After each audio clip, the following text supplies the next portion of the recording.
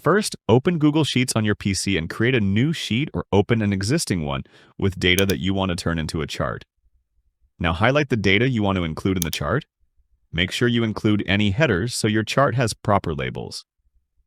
Once you've selected the data, click on the Insert tab at the top of the screen, then choose Chart from the drop-down menu.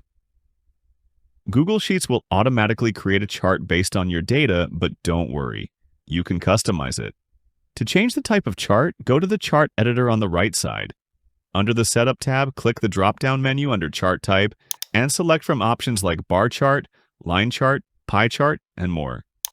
If you want to customize your chart's appearance, go to the Customize tab in the chart editor. Here, you can adjust things like the chart title, axis labels, colors, and more. Once you're happy with the chart, click anywhere outside the chart editor to exit, and your chart will be inserted into your sheet. If this video helped you, make sure to like, subscribe, and hit that bell icon for more tech tutorials. Thanks for watching.